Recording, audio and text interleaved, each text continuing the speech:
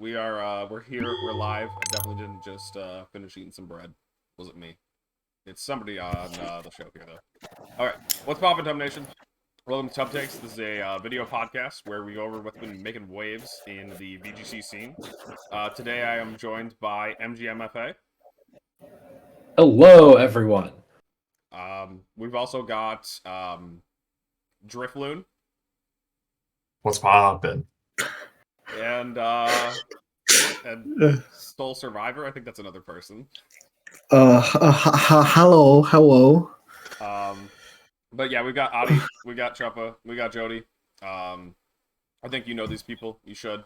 And we're gonna be here talking about the past and future events, basically. We're also gonna be talking a bit about just Regulation C in general, and answering your questions. You know, if you guys want to ask any questions, you want any anything you want us to respond to, feel free to mention it, and we will keep track of the chat as we go through the show. And this is going to be on YouTube on Wednesday, so if you get in here, but you can't stay for the whole thing, feel free to check it out on Adi's YouTube later. Maybe Adi can do the YouTube command thing. I think we have a YouTube command thing. Oh, I can. Oh, there it is. And I believe I didn't show it. Does my layout still have the chat on stream? I should double check. It does. I got the chat on stream. Nice. Yeah. So yeah, you can check out Adi's YouTube in 2 days on Wednesday for the VOD. The uploaded version on YouTube. If you can't make it for all of it. And with that stated, let's go ahead and dive in to what happened just last weekend. That was Charlotte. And this is a pretty large regional. I mean, we're still just kind of like smashing these numbers out of the park. With like what did it actually have? What did I think Poke Data? It was 730 was the number of masters at Charlotte. Well, that's what it says at the top here. But is that what actually was added, or I thought it was like 706, or just it doesn't really matter. It's like over 700. Let's see. Somebody's already accusing Jeudy of like his Twitter being too much. I'm not going to make a comment. No comment. Honestly, we are happy to have Jeudy as a representative of Tub Nation. We have no regrets. But okay. 730 people makes it the second biggest regional ever, behind Orlando, which had 782. It looks like. Yep. So. Yeah, it is just huge, awesome. Huge event. So awesome. But the difference here was this is a super large Day 2 Swiss event, which people are already kind of sharing their gripes about. I've been seeing a bit about that. Maybe we could dive into that a little later. We just get to put James Evans on blast. Let's go. No, it was like multiple people, and James. Yeah, I'm not going to name names. James was throwing out the several top players have said, Anyway, 64 players exactly moved on. I thought that was actually pretty amusing. And yeah, we got here Justin Karras, Azazel, won. I wonder if I haven't even said it out loud in a while. It's just Justin Karras. I never think of Karras as Azazel, but yeah. He won with the same 6 Pokemon that him and his group have been running. Great Tusk, Gothitelle, Talonflame, Iron Bundle, Fluttermane, and Tyranitar.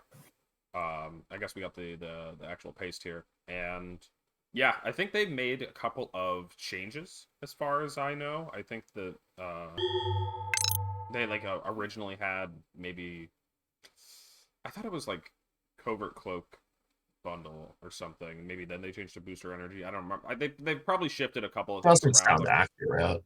I'm seeing like a Heavy Slam on Tyranitar. I feel like it didn't always have Heavy Slam. So that's like slightly noteworthy. But otherwise, yeah, this was just like a it's so weird that the last event of the format was won by arguably one of the most standard teams. And I mean, for what it's worth, like, this is a team that I'm pretty sure he brought these 6 Pokemon to Orlando Regionals or something very similar. There might have been one difference. No, it was they've like changed the sets around every as the format has adapted, but they I mean Yotam, Karis, and Toller built a really really strong team at the very beginning of the format, and they've continued to adjust it. But I think that the fact that he has so much experience with this team really helped him. And you saw him, he cut, what was it, Knoxville Regionals as well. That I think Toller cut Orlando. And that group just had built something really great. And we also start to see other people. I think Cedric went 10-3 or 11-3 with these six as well. Kind of other people taking this team and try to make it their own as well. But no one did it nearly as well as Justin did. It won. It won. Yeah. Yeah. I think. I can't say that I'm too surprised to see like a team like this that somebody like Justin has mastered win the last event, because I think a lot of people are sort of just playing their comfort, one of their best teams for this regionals, and it makes complete sense to me that somebody that's been playing these 6 Pokemon for the past 2 months with no breaks at all was the person to win. I think there are a lot of like other great people on this team, but I'm not shocked that Justin, somebody who's really been on the team from the very start, was the one that was able to like bring it all the way. Yeah. I had Terra type hat tier list on the middle of the screen. Yeah, no, I mean, we can talk about how we did in a little bit, I guess, but I definitely felt like I mentioned this on Twitter. I picked up my team pretty recently, and I definitely got punished for that, especially playing against more experienced players. This is a format that there's such a wide array of teams.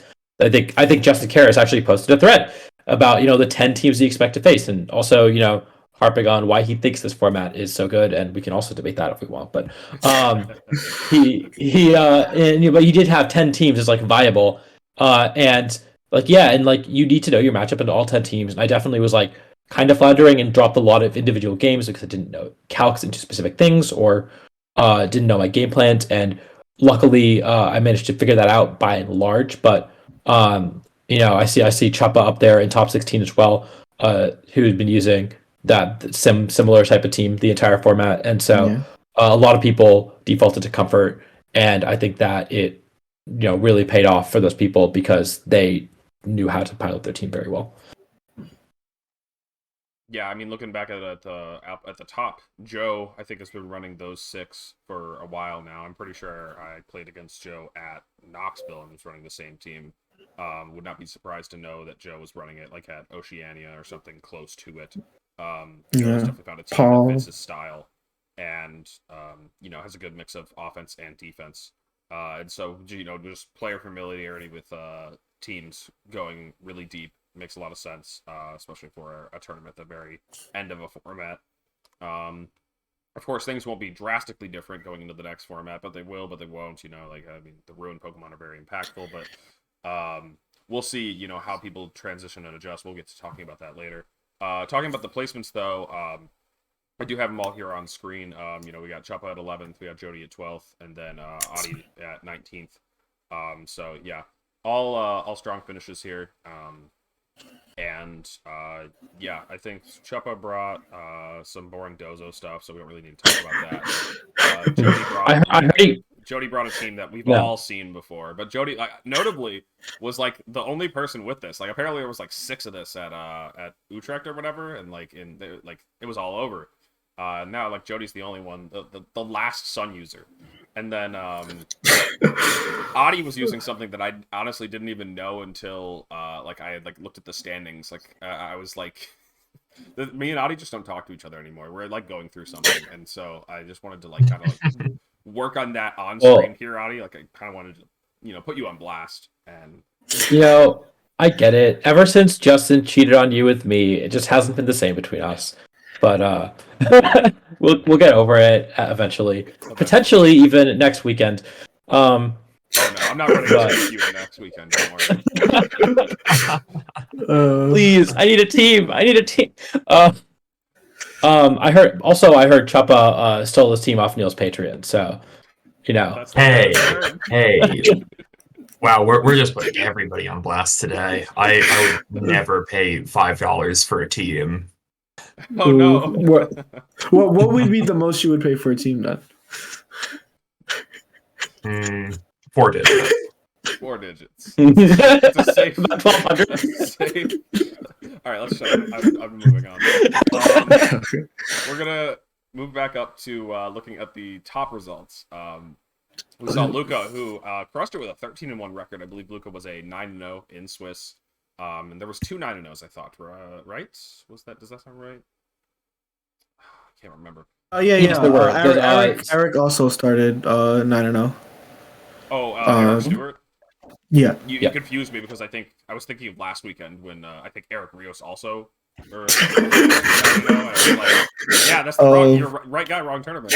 That's just the name to have right now. All right, yeah, no, Eric is a good name to have. Eric also made it all the way into the top 8, so solid there. And yeah, we've seen Zach, or no, I skipped over Paul, but we have Paul in top 4 with I always refer to this as the I mean, it's a boring balanced team, but I always refer to it as the Luca Paz team, just because I think he was one of the first people I saw use this with a lot of the same sets. And then we have, Technozy, Zachary Thornburg in 5th, using, I think, the exact same team that he used at, what was it, Vancouver? Was the last one. Another one of those Glamora Dondozo teams with a couple of fancy tricks. And then we've got Gramgus, who made it into the top 8 with it's like a slight variation on Emilio's team, I would say.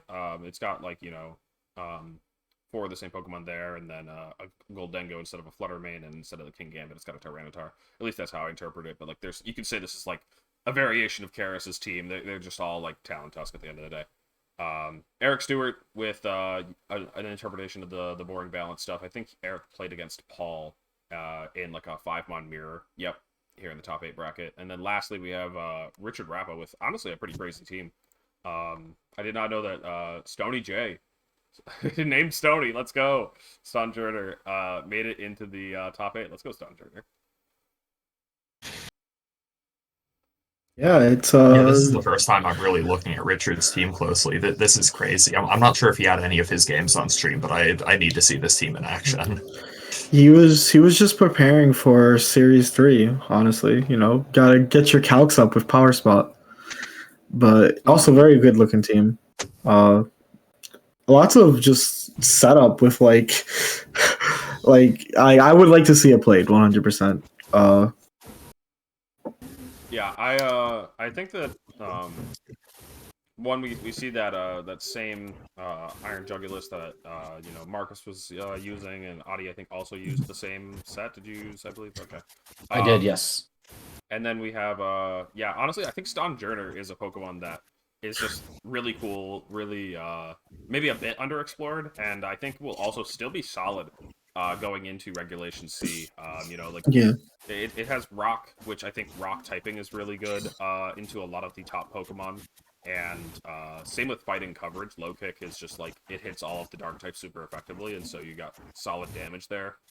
Wide Guard is also pretty valuable against the spread move spam that comes from Chi-Yu and Flutter. I know that we're kind of looking forward, but I mean this is the end of the format, so but regardless, a lot of Pokemon here that with an extra, I think 30% is it, just on top of it, on out of nowhere, I guess, essentially, just can be pretty cool. Yeah, I can imagine those snarls hitting even harder. It already has the stab, and now it has the extra 30. But yeah, I guess it's a lot of at least half of cut were teams that we've seen these people run, and then the other half, I don't know necessarily if they've ran these type of teams, but there was still people trying to do something different. But it's really hard to want to do something different when the series is ending. So it's really cool to see that. I know Wolf's team was also bonkers as well. Yeah, true. Also, Luca's team, I'm pretty sure, I don't know if he'd run that before, but it was a lot of really innovative stuff on the team too. That I just a bunch of sets that seemed very, very tailored for the meta. I played him. He was my first loss, and he was my only loss in day 1. And it just feels tailor built to beat the sort of Jug Tusk, Talent Tusk stuff that you see is really common. And I don't think that's a team that you roll up to like Orlando or Knoxville with, but I know he'd been killing on ladder with it too. So that's another team where I'm like, man, I don't think he came up with this like a month ago. I think this was a team that he'd been working on and just finally busted out for an event.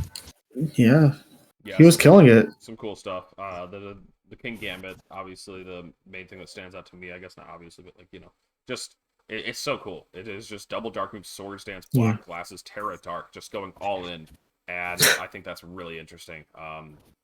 And I totally can respect it.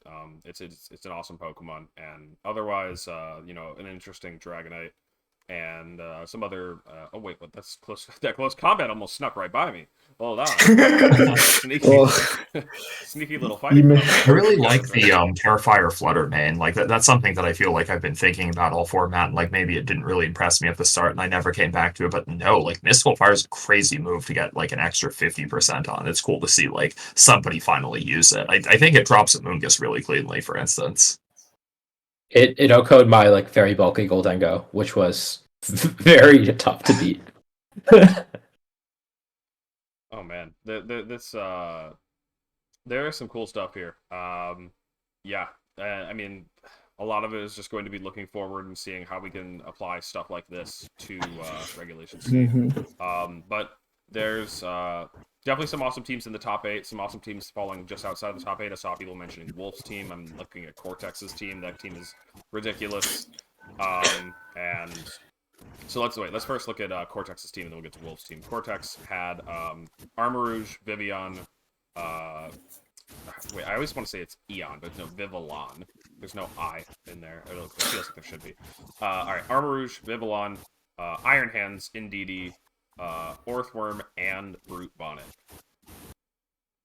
They got the worm. Yeah. They got the worm. I did the 2-minute T reports that should be coming out on probably Thursday, because I got to upload top takes on Wednesday. But he did one, and it's extended from 2 minutes to 4.5 minutes because he had to explain all the cool attacks. It wasn't like you could gloss over any of these Pokemon with, this is just standard, except for like the Armarouge. But it is a really, really cool team. He's using Orthworm not only as a way to help make belly drum setups a lot easier, but also as a way to let you click Earthquake next to more of your Pokemon. And then on top of that, like the fighting steel coverage that it gets is actually like pretty reasonably well positioned into a bunch of teams in the metagame. So very cool, very annoying, especially as Terra Ghost. It just straight up walls Great Tusk, which is very cool. So it's got a lot of stuff going for it, and it was very creative. And we saw him on stream in the last round of Swiss. He went for like a baller play where he went for Sleep Powder and then tried to KO his own Vivillon with Armarouge to get the free switch in. Except he missed the Sleep Powder, so his Armarouge went down and he lost to Karis in the Winnanen. But he had like a 97% chance of cutting this regional and just whiffed on it. Honestly, that is so crazy. Just like that one single turn, the fact that he was not rewarded for it is crazy. Like there's so much you could talk about with that one turn. I mean, yeah, this is a compound-ized Vivillon. I think Vivillon. We've seen Friendguard used at least by that one Japanese player, I thought. But compound eyes makes Sleep Powder's accuracy around like 97.5 or something, and I don't remember how they do fractions for accuracy, but like such a slim chance to miss. And then also Expanding Force, like something that a lot of people, I don't even remember if it was Psychic Terrain or not, but like, when you think of Expanding Force, you think like in Psychic Terrain it's this spread move, but it is also like a single target move that you can target to the side, in or out of Psychic Terrain, and that's just the way that it works, just because like the terrain can be changed at any point in the turn. But it's just so cool that to keep up momentum, especially against a Gothitelle that's trapping you in, they might just want to leave your Pokemon alive while it's like taunted, useless or something, what have you. But the fact that it went for this last ditch effort to keep up momentum and wasn't rewarded for it, so sad to see. Otherwise, yeah. I thought it was triple redirection originally looking at it. I ran something similar at Orlando with Brute Bonnet, Indeedee, and Mousehold. But the Brute is here just as another offense Pokemon. I'm guessing mainly it's there because it resists Earthquake. Another thing to Earthquake next to when you've got the Belly Drum hands going. And it's also just one of the crazier Trick Room, just like Pokemon. Spore is a good way to give yourself turns and the offense attacks while also Pollen Puff supporting its partners. Pretty interesting, pretty cool. What happens if you side Expanding Force into Rain? Like, are you hitting yourself with a 120 power move? That's actually a good point. I don't know the base power of side Expanding Force, but like, huh. I think it is, right? I think it just says it increases his base power. Player then. Right, yeah, how could I? I mean, honestly, I just don't think I am a real side spam player. I stopped playing it after that one tournament, so I'm a fake fan. Let's oh my gosh, let's talk about Wolf's team. I forgot that the Espathra had low kick, and I'm just like still, I had to go and check myself. And like Espathra's got like a 60 attack stat. Like it is not great. I can't imagine. The chip is probably notable. It probably gets you there with like an Earth Power followed up from the Sandy Shocks, but just so funny. I'm talking about like versus Tyranitar and King Gambit, of course. And we've otherwise got a Stereoludge, which is running the Assault Vested set that we've seen on like Zach's team, but it didn't opt for, I think, Clear Smog. It instead opted for Close Combat. Again, to just kind of deal with those popular... We've been seeing fighting coverage everywhere, honestly. Dealing with, mainly Tyranitar and King Gambit. Tinkaton here with Mold Breaker, Fake Out, Mold Breaker, Thunder Wave. It's got the Gigaton Hammer, just because, that's a crazy move. And then Feint. Feint is also a pretty awesome attack that it's got like pretty limited distribution, but can enable some really cool plays. Leftovers Fluttermane with sub, that's also wild, and then otherwise just a Lum Gyarados and a relatively standard Sandy Shocks. Something I don't know. Can you actually feint a Ghostmon's Protect? I don't think so. I think it has to do damage to accomplish anything. Okay, thank you. I just didn't know because I would be scared if I had like Protect Flutter and I didn't know how that worked. But yeah, no. Yeah, like I'm kind of curious how these all come together, but I think like I don't know. I was considering a Spathra at Sandy Shocks for like Orlando pretty seriously, and just realized like, oh, I think it just crashes into Dark types really hard. Low kick is a cool way to fix that. Like even if you've got a base 60 attack stat, but you've got this 120 base power move that's probably hitting for super effective, like against the heavier, scarier Darks, maybe it works out. Yeah, honestly, I gotta like go. I don't want to do damage calcs on stream. Damage calcs on stream suck. Yeah. That is so wild. It's cool. Yeah. The Gyarados as well coming out. That's another one that pretty much everyone is. No one's a believer of Gyarados at the moment, I guess unless you're from Italy, but. That was very neat to see it come back. And like again, I want to see how this all comes together. Okay. Do we think? Do you want to know the damage rolls on these Pokemon? It does about 40% to a King Gambit with low kick, and it does 40 to 55 on a Tyranitar. Okay. That's better than 0. That is better than 0. Lumina Crash does 0, and Dazzling Gleam does effectively 0. So you know what? Real damage with low kick. I respect it. I want to ask you guys, like, do you think Wolf was trolling? Because, like, me personally, I think, like, do you think that this team is just so wild? I think he was just kind of pushing limits. I think he's just like, you know what? I can do it well with anything. Like, I'm just gonna just the craziest sets. And honestly, I'm so just like. It just makes me feel like I got so much room to grow, and he could just like take a team like this because the team looks so stupid. Yeah, it looks so stupid. I will say it. Like what the heck? Obviously there are cool things. Like I think Gyarados is a Pokemon that maybe was underexplored in the current meta. That's fair. Otherwise, though, it's just like what the heck was he cooking? Yeah, I don't think he's. Yeah, you want to go? Go ahead, Adi. I think that he just like has he made a meta call. He said it is really like. very tailored towards the metagame. He said like, hey, Ledge single-handedly bodies the Sun teams that are floating around, and I don't know exactly. I don't know if like what Sandy Shocks is Sparta does really well into. I think it might do really well into balance because I've said Sandy Shocks does really well into balance a lot. So you could convince me of that. You could convince me that like Gyarados is a meta call into Talon Tusk with Blumberry because I can't imagine they have a great matchup into that. It does really well into like the Goldengo Tusk teams for sure. And so like it does. I do not ask me what the tank attendance for. I cannot answer you that. But I feel like yes, he is.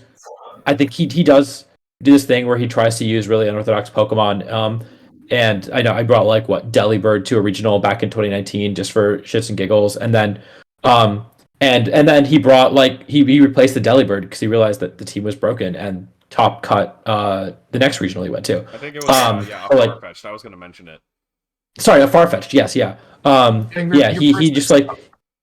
But like he got top 32 at that regional, and then he replaced the Farfetch'd and got top 4 or top 8 at Roanoke. And I think that like part of it is like he wants to, do his own thing and do fun stuff. But I do think that the team is like well built. It checks all the boxes in terms of covering as much of the metagame as possible, and he's really good at finding these creative answers to a lot of the problems that exist in the metagame. Yeah. I'm on team like it's not trolling. He's always really used teams that like solve things in a way that makes sense to him. I guess it's hard to make sense on paper for like us like dissecting it without like knowing the thought process and stuff. But like even like he's never been like afraid to use things even if it doesn't work out. 2013 Worlds, he had a really cool team that was seen as trolling because of how it was. It's like one of the first like real timer stall stuff. And like if Wolf did good at 2013 Worlds and not 3-3, like that would be like a big brain idea. And like a lot of these teams that are brought are like teams where it's like if this doesn't look like if it doesn't do well, it's like it's trolling. But if like it does do well, it's like there's something there. And I think he's not a player that would just use something just because it's like funny. Like he would have a reason for what it does. And we wouldn't know playing it because it's like weird options, and that's like a strategy advantage in its own. So definitely not trolling. Definitely a real team. He even like the teams that he bought prior to this, he brought Screamtail, Palafin, which was cool. And he brought the Iron Jug stuff, which also was a cool way to like approach the meta with not necessarily common picks at the time, but yeah, like it's still all serious stuff. Even no, I think like these are fine takes to give on it. I was just like looking at the team and like if you take out Fluttermane, you got 5 Pokemon that are like probably outside the top 20. Maybe Cerealage is up there, and then like so if you have like then you have like 4 Pokemon if you take out Cerealage that are like outside the top 30. Maybe I don't know. Maybe that's a little too far. But it just feels like these Pokemon are such niche picks. It's just really cool. And so, for what it's worth, going back to my thought that this is like a very targeted meta call, he started like 2-2, and then he won out to make day 2, and like that is the problem with running like teams, especially at regionals this big, that are so targeted towards beating the teams that you think are going to be really good, is that you still have to beat all sorts of random stuff. I don't know who he faced rounds 1 through 5, but he picked up 2 losses, and I wouldn't shock me if it was against random stuff. But then come day 2, he went 4-1 in day 2. When if you look at day 2, there's a lot of Tusk stuff and there's a lot of balance, and there's not a ton of other stuff in day 2 that is like super off meta, and I think his team was just like super heavily targeted for that. But also, if you aren't Wolf Glick and you can't like super skill diff players who might have a real team that just isn't exactly what you expect to face, it's going to be really hard to pilot a lot of unorthodox stuff that even if it is very well positioned in the metagame. Yeah, and this is something that I think we've been talking about, especially for like the people in Tub that are like experienced players attending a lot of events, potentially going to multiple internets and stuff like that. is that when it comes to regionals and the payouts, like Wolf even made a tweet himself made a tweet about how like you can go 11-3 and get $250. You can get $500 and go on to top 8 or whatever. Or maybe the numbers are wrong. No, the money's wrong. But then you could also end up 17th with zero money at all, and such like low amounts of championship points. Like 17th gets you 60, 60 championship points, and Yep. like it is And no money. and no money and 60 CP. Like I something that we've been talking about is that like for regionals, it feels like you're supposed to try to ball out. It feels like you are supposed to try to go crazy, and especially for like the early one coming up for Regulation C, like it's fine to try like something out there that might give you a higher chance of going all the way because people aren't expecting it. Whereas just playing it safe at a regional just doesn't seem like the right call, especially if you have an internats that you're going to be attending. The internats is the one you want to play safe if you're like trying to get your world's invite, if you're trying to get some easy championship points. That's the tournament that you want to like if you're really nervous and don't feel comfortable bringing something that's a little bit wilder. Then I think you want to do that at the internet level because of just the way the championship points work. You get like 130 just for a decent finish. Whereas like if you make a deep run, you could still get 60 championship points at a 700 person regional, No, that makes sense. So nice. I mean, honestly, that brings me back to what we were talking about with earlier, day 2 Swiss structure, and some people are kind of like wondering. I don't like have a better solution. I mean, I think day 2 Swiss is like solid. I've played in one tournament with it, besides like internet level stuff, but it's like it is kind of annoying. It is kind of silly that we're talking about Cedric here, Talon, who was the 1-11-3 to finish 17th, bubble out of pretty much everything, and yeah, it's like I don't really know what's the like ideal system, but like this is mainly what people are talking about. It's like we got rid of the top 32 cut single elimination bracket, and we still kind of have like ridiculous situations like this. And Cedric effectively, like if Cedric had just like made it into top cut like normal and then lost in the first round, he would have walked away with the same result, the same amount of championship points, but a lot of his own time back, which I mean, that of course is going to be the nature of day 2 Swiss, playing more games. Sure, Yeah. but also if we had top 30 cut, then Wolf finishes like 60th place or something, because he had awful res, and not that I'm opposed to that, because then I would finish in 7th place. But yeah, because I was 8-1. But then also like, I mean, the reason that we have day 2 Swiss is like I faced maybe like 3 top players. I think in day 1, I faced Kai Livinghouse, I faced Zach Thornburg, and I faced Luca. And I went 2-1 of those games. So like I didn't do awful, but like I kind of beat everyone that I feel like I was supposed to beat throughout the day. And that is not what should measure how well you do in an event. And day 2 Swiss, where you're only facing good players, this is my first time playing in a day 2 Swiss event, and it was really nice too. Even though I didn't do especially well, it felt like every round was a challenge, when that wasn't really true for a lot of the first rounds. Not to say that my opponents were bad by any means. A lot of them went 6-3. They were good, but they were players that I kind of expected myself to beat.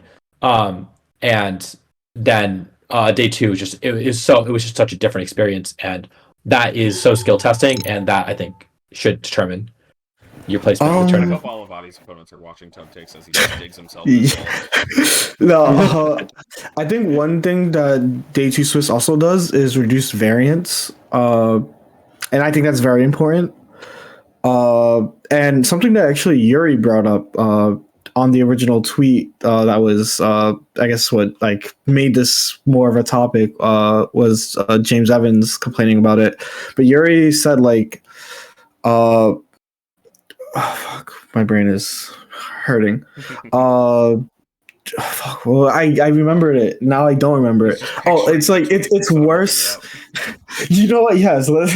Thank you, because I know what tweet it is. I'm just gonna go to Yuri. You know what? No, I remember it. Okay. I'm not Is gonna it go about there. like 2-1 win and 2-0 win being different things? No. That's a cap tweet. It was more about how bubble. It was talking about top 8 bubbling versus top 32 bubbling. Where come back to me, Chuppa. You're next. Talk You're now. Yeah.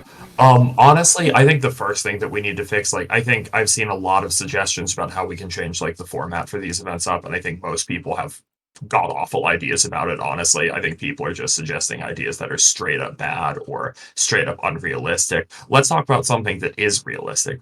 I think just standardizing like CP payout and also like probably pricing for certain records would be great. If you can't like maybe standardize pricing for record, at least make it so like top 32 all get something. It's a little silly to only get $250 for going 11-3 in an event like this, or $0 for it, but like at least standardizing CP payout for a record would really not be too hard. I think everybody who went 6-3 at this event deserves at least 40 CP, and that's probably like it's a really easy fix to the system to make. There's just a lot of things like that that just like I don't know, would not be especially hard to fix and would not require changing up the format of the event too much. Yeah, my record, honestly, I've heard that one before and I do like it a lot.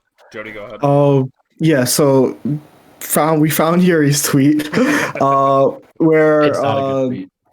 No, it's not that tweet. Basically, they were like James said 8-11-3s miscut today.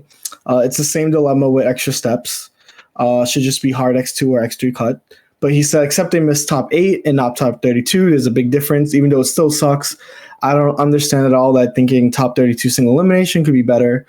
And I think that that is right. Like top 32 single elimination is just, it's kind of silly. It's kind of archaic at this point too. We're in 2023. I think that the format is really a big step in the right direction.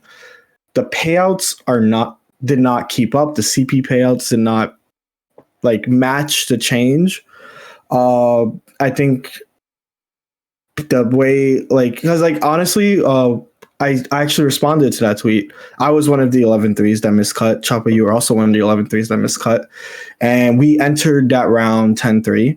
And we both basically accepted that we were playing to make top 16, right? We were playing to make that. We weren't playing to make top 8. Like the problem isn't necessarily was making top 8, it was making top 16 and like getting that payout because top 8 like was really going to be reserved to people that were cruising in at like X2 at that point. And okay. This is a sidetrack. Actually, finish your thought. Sorry. Yeah, I think that like for what a regional should do, that's fine. But what happened to Cedric is really that's the only thing I can pinpoint here as like that is not fine, and I would like to see whether it's win based or even a special exception. Like I don't know how you do that, but definitely needs to change for sure to account for stuff like this. You can go now. Okay. No, you said that you and Chuppa and me, I was also X3 going to the last round playing Chuppa. We were all like playing for top 16, except we were tied for the highest res among X3s at the time. Chuppa and I were in a really awkward spot because the way that Day 2 Swiss res works is that it doesn't look at your entire schedule, it looks at just the people you play in Day 2 Swiss. And because Chuppa and I both started 8-1, the loser of the game was going to have gone 2-3 in Day 2 Swiss and be a negative on the resistance. Whereas if we had played someone who started 7-2 and was playing and was 10-3 at the time, going for 11-3, and you beat them, they would count as a 3-2, which would actually, I believe, give Chuppa the resistance to make it to top cut. A bubble again as the 8th seed, or any tie as the 8th seed. So it was like a little scuff, but that's also just like what ended up happening in the last round, that we had to face each other, not just because we're friends, but also because just by nature of playing me instead of playing someone else, he missed out on Top Cut. Really, was I like that? Would just playing You were like like a 3% off. beating them. And that Wow. I think like that one win is like more than sucks. 3%, right? Or is it about 3%? I don't know. I mean, nothing we can do about it right now. Like at the time, I was fully aware that we were playing a $250 and 20 CP money match. It sucked that we didn't really have a chance of top cut, but I think we were well aware of it. Wow, it's strange to think that like I guess any of us or some of us at least would have been in a position where just like, oh, beating somebody who came into the day at 7-2, that might have been enough to like really make it into that top cut after the last round. Like, I don't know. I don't exactly say. I don't think I would exactly say that I deserve top 8 for this tournament, but like, Yeah. wouldn't have minded top 8 either. Right, Yeah, no. Yeah. No, like even for me, like I was like not thinking about it, and then like people started messaging me like, oh, like if Steven wins this next game, like your res shoots up really high, and I'm like, now you're making me think about the chance You're that I not can supposed even. to. You're not supposed to. Like, Yeah, and it's just like it's so silly. Like it's just like a little treat. If you're an 11-3 that makes cut, it's a little treat for you. Congrats on being favored. It by should be a like, treat, but it is the reality. Like 11 that is is such an insane record. But like, whatever. Yeah. If you want my like comprehensive solutions to solving the thing, I did post in the thread. I got to summarize it. One, record-based CP, especially, I think you shouldn't be able to bubble CP as a whole. I think that it's fine if they say everyone who has 6 wins gets points, and the points get based on placement. So if you have a bad resistance, you only get 30 CP instead of 40, which is top 256. And the record that gets CP is based on the number of attendance. I think that's fine. It just sucks to have the same record as someone, especially like, man, smaller regionals. I had the same record as someone who top cut Vancouver 2017, and I didn't get any points, and I missed my Worlds invite because of it, and I'm still salty about that. 6 years later. But like that's especially stupid. But I think we should have record-based CP, and then more points for the people who happen to have good resistance and happen to bubble into a higher bracket. I also think that now that we have day 2 Swiss, we should just be giving out like something for people who make day 2 Swiss, like a cool piece of memorabilia, even for TCG players now like might finish top 256 at large enough events just for making day 2 Swiss. I think that's a real problem that they might have. Maybe I might be capping. I'm not sure about that, but like their events are huge. Their day 2 Swisses are huge because it's points based instead of wins and losses, and so a lot more people can make day 2 Swiss. And so I would love to see just like playmats for everyone who made day 2 Swiss. That's 64 playmats. They can afford that. I mean, with the it doesn't have to be like the substantial $70 pricing. increase, you would think, right? Right, like it's just a cool piece of memorabilia that says, "Hey, you had this cool accomplishment," and maybe they sell for something, and you can recoup some of your losses, even if you don't get that $250 payout for top 16. You get something, or you just hang it up on your wall because you have an accomplishment in BGC. So I think that would also be a cool solution. And then of course we just do need more pricing. I think it's silly that top 16 at a 200 person event gives you the same pricing for top 16 at 800 person event. That's just ridiculous, and we really should be extending pricing out to top 32 at least. I guess like one more little thing to add, because like we got really close to the extra round kicker, and it just sucked that I felt like even an extra round would have helped. But like, yeah, there's probably a lot more discourse on Twitter about people suggesting different solutions. I know Gavin and Anosh had different takes about like whether it's adding extra rounds. Anosh wants us to play best of one, which you're kind of like that trolling category. Wait, what? That's one of those takes that's in the trolling category. No, I don't. For me. Honestly, I'm sorry, you know what, Anosh, Chuppa? I'm sorry, but you there. have not thought about it enough. Okay, open team sheet changes everything. Best of one open team sheet is a different game. But I do agree. It is pretty drastic. It's pretty radical. It's trolling. It's trolling. All right. You know what? You guys' minds. We can send this. We can send this clip to Enosh, and we can just tell him that too small. Your guys' best of one open sheet is good for a Nino tour. It's good for a local. It's not good for day 2 of a regional. That's just something else. Oh, I think the whole tournament should just be best of one. Oh, right, of course. Okay, so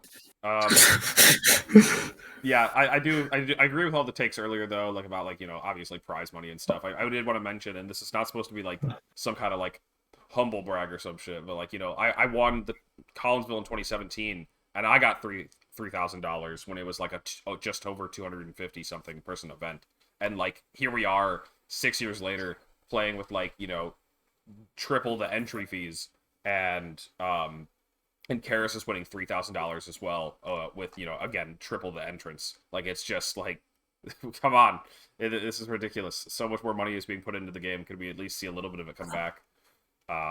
Yeah. But okay, we probably cry about this every single episode, so I'm gonna try to keep it moving. Okay, let's do that. We're gonna talk about one last team in this top cut, just because I was like, I was looking through all the teams, and I was like, this has to be talked about. That's Aaron Andrews with the 26th place team. It got the dog. What the dog doing, dude? The dog is here. They got two dogs. It's Talon Tusk, but also Vaporeon's here.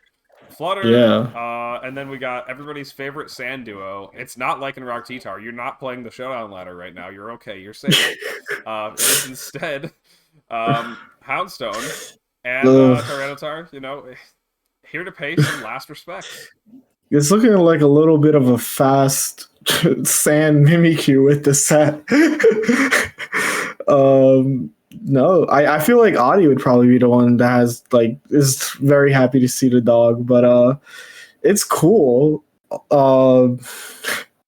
Is that what was it, Rajan? Damn, my bad. It's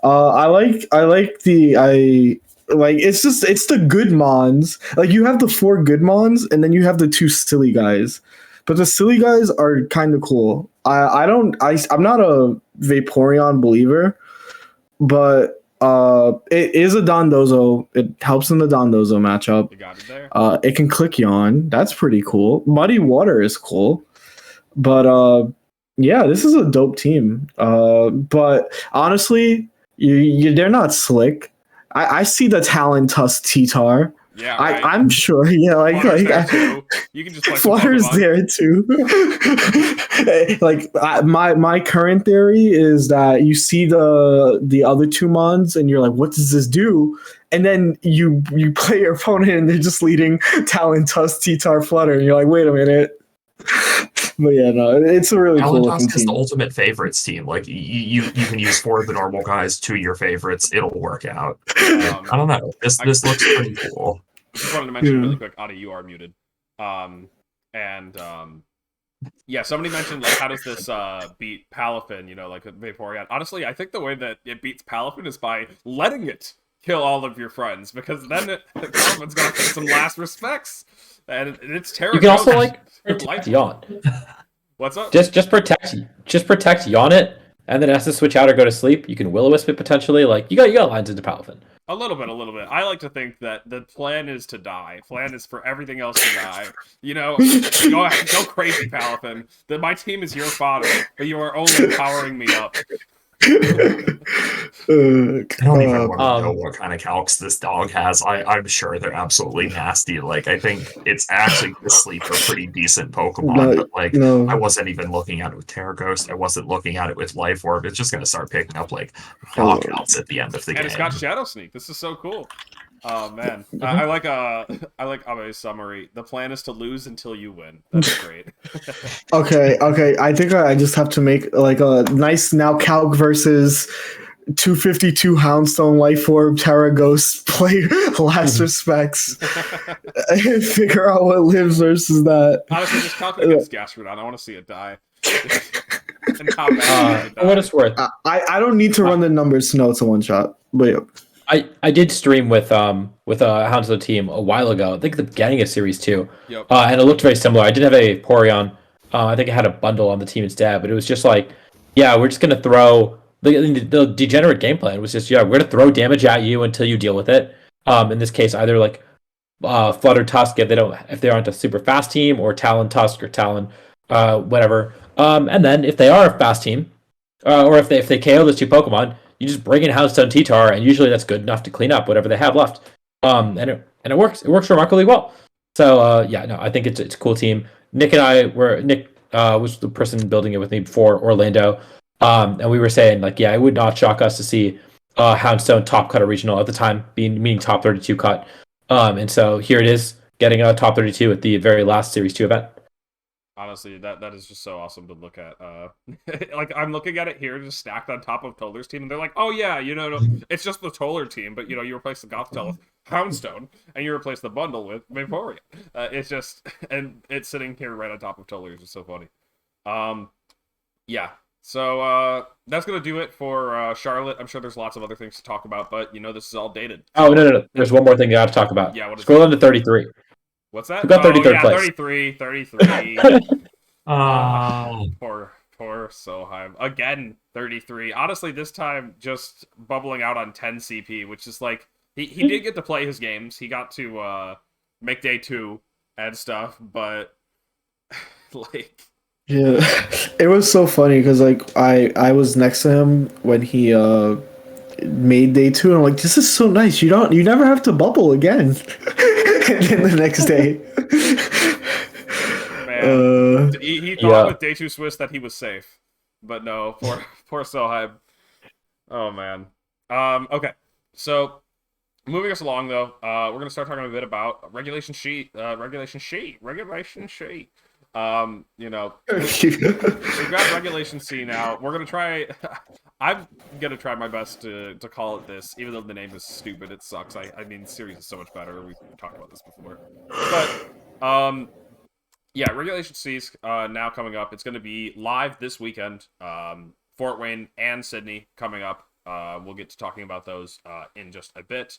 But before we do that, I kind of wanted to dive a bit more into Regulation C and just talk about the meta as we approach this new format.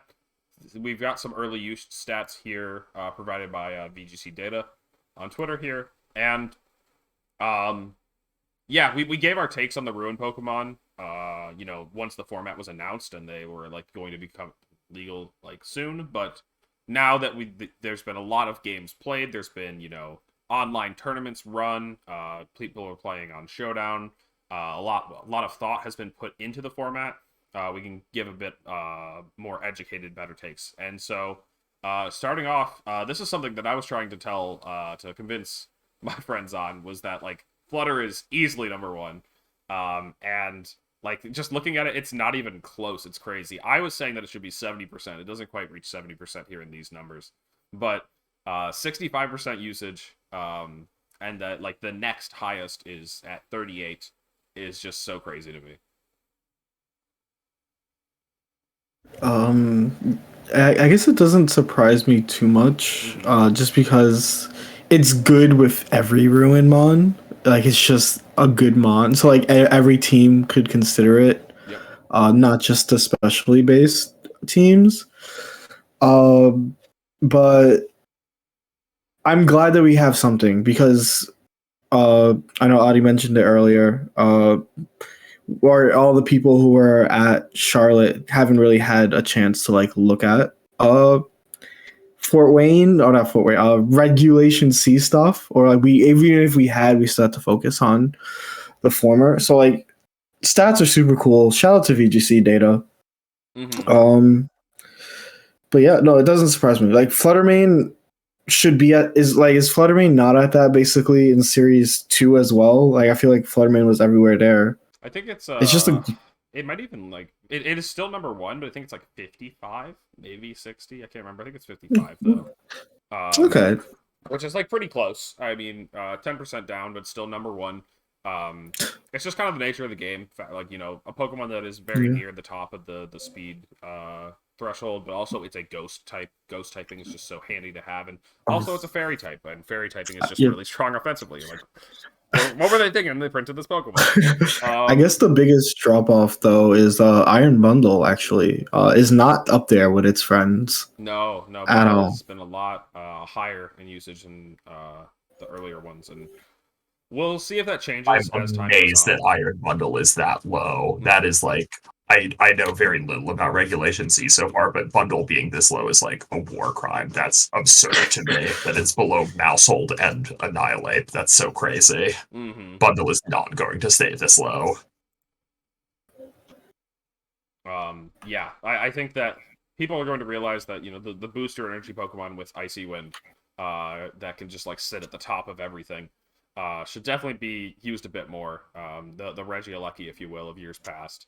Looking at the Ruin Pokemon, we've got Chien-Pao and Chi-Yu at second in usage, and obviously this isn't like, the whole meta. This is like, as it says here, 100 top teams from 5 of the biggest limitless tournaments. So, this isn't like, the whole everything. Like, not everybody has played one of these.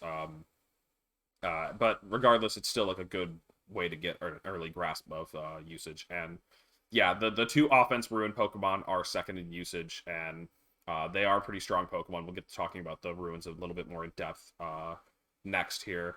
And then we have Amoonguss, and then like Amoonguss it's not too surprising to me.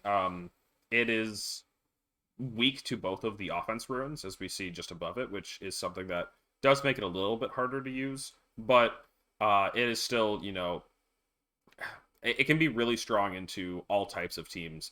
The defense ruins can get really slowed down by Amoonguss. Wo-Chan gets really disrupted by it, and Ting Lu is just an easy spore target.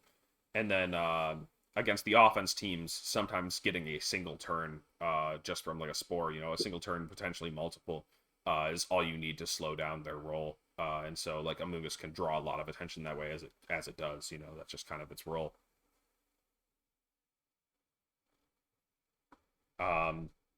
But yeah, moving down the line though, Palafin, honestly, so crazy to think Palafin is like a top 5 Pokemon.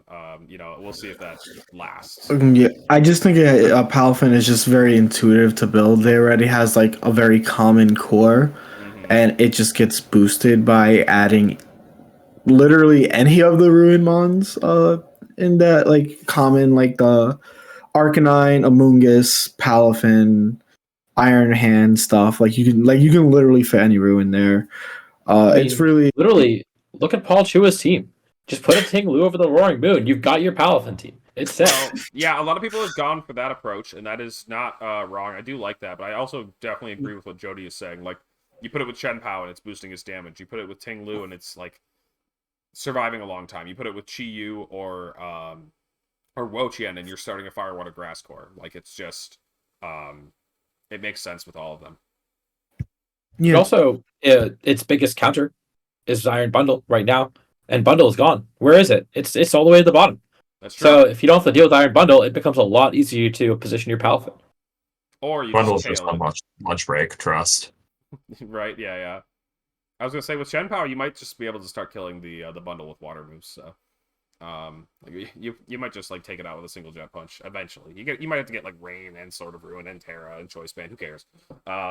It's easy to set up all those things, and a Helping Hand, and anyway, Dragonite, another one that's like all the way up there. I'm not gonna run through all of these, but I just wanted to get down to talking about Ting Lu. Ting Lu is let's see. So Ting Lu is like 28%, which is pretty sizable. It's not too far behind some of the other Pokemon there, and it makes sense that it's a bit more used than Wo-Chien. Wo-Chien has just kind of a bit of a harder typing to use, but still is a lot better than I think people were originally giving it credit for. And yeah, so Ting Lu, again, we'll talk about it more when we dive into each of the ruins, but it's going to be awesome for sure. And then lastly, yeah, Wo-Chien down at 17%. So with that said, I'm going to go ahead and move us on to talking about the Ruin Pokemon individually and just talking about, some of the most common partners or teams that you find these Pokemon on, as well as the most common sets. So let's start with Chien-Pao. So Chien-Pao, I feel like, is pretty commonly just running the Focus Sash, right? Well, like, what else? It can run Life Orb for damage reach as well. That's true. Sash can be a bit of a hot commodity, and so I feel like if your Sash is available, it's pretty easy to slap it onto this Pokemon, but you're also able to do some cool things with people, because Sash is so common and Life Orb can just give you that extra oomph to creep you past or edge you past people EVing to survive attacks from Chien-Pao. Yeah. I think Chien-Pao's mainly being seen using Ice Spinner, because it and its friends like to use priority moves, Ice Spinner is helpful for removing the priority. Or helpful for removing the terrain, like second terrain. And then like Sucker Punch, Sacred Sword, and then of course like Protect usually. I think this is like a pretty common standard set for the Pokemon, and yeah, I think the main thing that this Pokemon is lacking is high base power moves, and so that's something that makes it a lot more feasible to deal with than maybe people originally thought. Sacred Sword is a really handy move to have. It's extra damage into Dondozo. The Pokemon also does get Haze if you really hate Dondozo and want to deal with it that way. I see Chuppa's got like fear in his eyes. Like he's just like, hold on. No, not allowed, not allowed. Just I don't know, man. That it's already not even easy for Dozo to deal with that Pokemon and the attack boost. You don't need to run Haze on it too.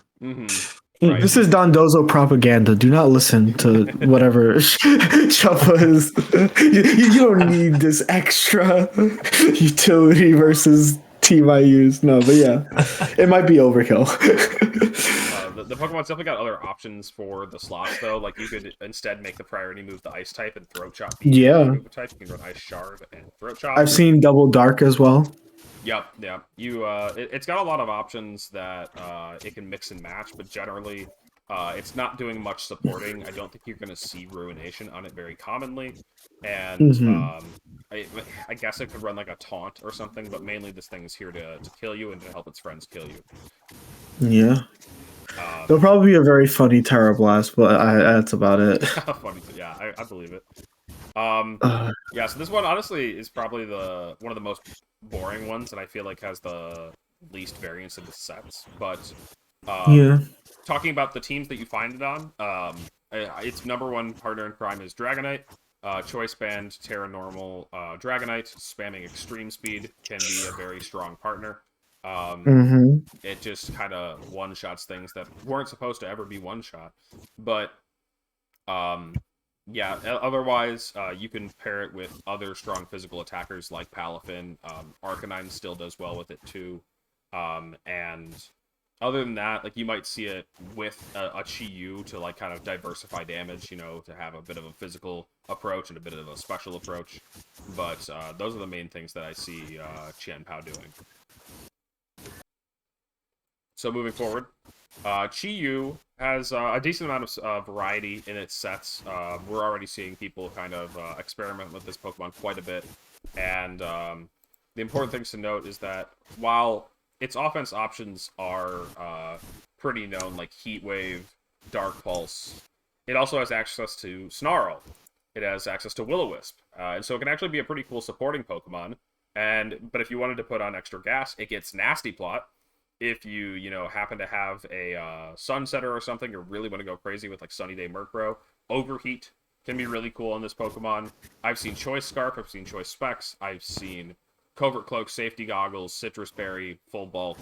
Like, it has a lot of variety in its sets, and one thing that sets Chi-Yu apart from Chien-Pao in terms of the offense ruins is that it gets to take advantage of the mechanic that you are not affected by the ruin ability yourself. And so Chien-Pao says, all right, I'm looking at another Chien-Pao right now, no Sword of Ruin. Sword of Ruin is off the table, like, how are we looking? And it's like, Sacred Sword still does 100%. Oh, okay, cool. And so, as long as they're running Sacred Sword, they are going to kill each other. However, Chi-Yu can pretty comfortably switch in on another Chi-Yu. It resists both of its stabs, and it doesn't really have any coverage options. And so this, 120 special defense stat, paired with a pretty meager 55 HP, still does mean that it can take a special move or two, if need be. And so that is something worth noting with Chi-Yu. Yeah. I'm really curious whether Assault Vest on it is going to feel good. I think it's an interesting item that kind of just says, like, hey, my Chi-Yu is going to do amazing versus enemy Chi-Yu. Not just good, amazing. Good against Chi-Yu and the Flutter Pain next to them. And I think just, like, a pretty interesting item choice that kind of leans all the way into that, like, really unique Ruin mechanic that the other ones, like, I think it's the only Ruin that, like, maybe the Ruin that just, like, does the most interesting things with that mechanic. Exactly. I don't think the other ones get to use it. Yeah. It's true. Ting Lu against another Tinglu doesn't give a shit that the Snarl is now doing, 0.9% instead of 1%. Um, and like the Woqian, it does learn physical moves and has like a somewhat comparable physical attack stat to special attack stat, but we've mostly been seeing physical ones. And the main thing to note is that it can just kind of keep clicking foul play. I guess we'll talk about that a little later. Lastly, I forgot to mention Lava Plume. Watch out if you see a Chi-Yu next to a Darkspawn on the Showdown ladder and they don't share team sheets with you. They're going to be clicking Lava Plume. They're going to be boosting the defense stat of that Darkspawn, and you are not safe. You know what the dog is doing. You know exactly what the dog is doing. Oh yeah, let's talk about Chi-Yu comps. It has so many different sets that it can find itself in quite a different number of teams. But, Fluttermane is its number one partner in crime. Fluttermane just number one in the format. It's not surprising to hear. But, yeah. But, the main thing is, like, Fluttermane doesn't like seeing steel types, and those get cooked by Chi-Yu. And then, otherwise, it can find itself on some of the more slower-paced teams, like with a Palafin or something, kind of taking the place of the Arcanine. Maybe you run Woqian and say, all right, well, I can't intimidate an Inner Focus Dragonite. Woqian is going to be my intimidate. Instead, Chi-Yu will also provide a bit of physical damage reduction with like the Will-O-Wisp. It's mostly going to be next to like a Fluttermane, but it has a lot of different sets that it can run.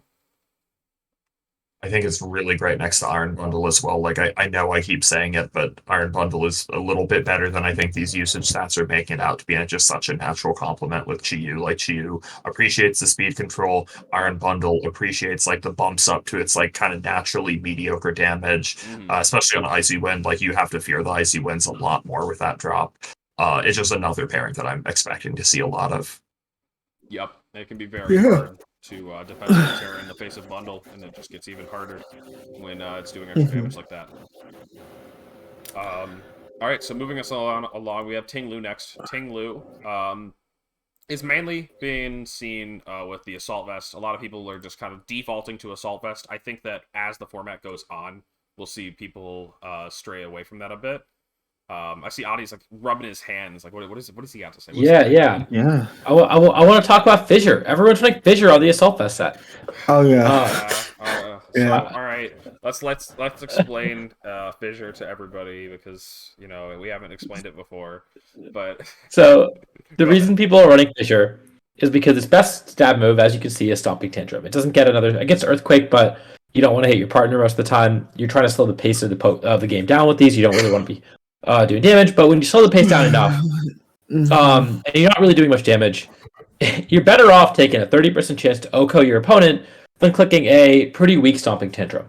What's convenient is that if you miss your Fissure, Stomping Tantrum gets doubled in power, which means that you have a base 150 power single target ground move every time you miss a Fissure, and if you hit your Fissure, obviously you are not concerned about that, you just took an OHKO. And so that is a pretty strong combination that is more or less the standard on Tinglu, at least the Assault Vest Tinglu. It also gets Heavy Slam if it wants to straight up OHKO the Fluttermanes. It has Ruination, of course, is just Nature's Madness doing 50%. It does have some other cool coverage moves that it can run, but these are the four standard moves on the Assault Vest Tinglus. It gets Snarl, for example, if you want more special attack dropping, or if you want the special attack drop to stick around after you switch out. But these are the four that you see, and it means that the Tinglu mirrors get really obnoxious really quickly, or like Tinglu into Woqian gets really obnoxious really quickly, because a lot of times it does come down to like who hits your Fissure. Obviously, it's not really what it is. Like, your partners are doing stuff too, but like the fact that a lot of times when you're playing against a Tinglu, you can just immediately lose the game 30% of the time. And if you let us sit on the field, you lose the game like 49% of the time, is just really, really obnoxious and kind of unfun, but also kind of terrifying. It makes it a really good Pokemon. It makes it like demand respect in a way that normally offense Pokemon, demand. And so, you want to address it. You don't want to just like let it sit there forever. And so if you can address it fast, do. Because, maybe you dodge the first Fissure. Maybe you dodge the second. Are you going to dodge 3 Fissures? Is that you're going to be your game plan every single time? It shouldn't be. And so you should have a faster way to deal with it. Otherwise, yeah, it does kind of get like, sat on by Wo-Chien. Wo-Chien just sits across from it and leech seeds it and just says like, GG. Yeah. Handshake. But Fissure is just a really cool way to have it keep up with other Pokemon. Yeah. I think that Fissure, well, at least this set, depending on results, has the capability of giving people a bad first impression of the meta. I think that Tinglu especially is a mon that has so many options. Yep. That isn't just Fissure, but first impressions are everything. So like if like a Fissure Tinglu goes on to like win Fort Wayne, like I feel like it's just gonna do irreparable damage to the format. But I also think that a lot of people that do use it are kind of using it in a way that is just not that great. I think clicking Ruination generally does more than clicking Fissure 8 times per game and like trying to hit that. Like I think we're like it's just like Fissure is cool. I think it makes sense on this set, but it's how people are using Fissure that skillful use of Fissure. Like it's good to bring back a game. That like no what better way of bringing back a game than one-shotting things. It's good into its counter or like things that it just that can sit on it. But Ruination does similar, and it is a double battle. Like we mentioned, our partners are doing a lot together, and the ability to just drop anything half its health is really powerful. I've seen it use it. It has a base 110 attack stat. Like, do not sleep on that. I've seen it on stall comps. If you've played against that, it just does a lot of different things that are currently getting overshadowed by Fish. Yeah, if you miss Ruination, it also boosts Tantrum. Like there are, yeah.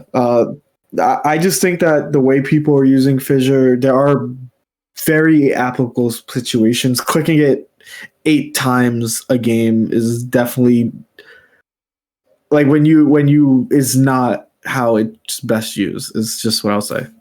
Yeah, hey, Jeudy I mentioned think a it's couple of really things. interesting how like Go ahead. Oh yeah, I was saying I think it's interesting how Fissure does like 100% damage 30% of the time, but Ruination can be doing like 50% damage 90% of the time. It just made me realize like, yeah, Joey, I think you're right. I think just having that Ruination is just like such a good move to open up games with, but at the same time, like nothing really compares to Fissure when you're trying to break down like, I don't know, Iron Hands, Arca Moon, cycling around and like always recovering their health, just having that like one move to drop one of those Pokemon and then kind of like just open up the game from there. It's just like, no, I'm really scared about that. Even if I think like, yeah, I think there's really good arguments to make for Ruination just being the more impactful move overall.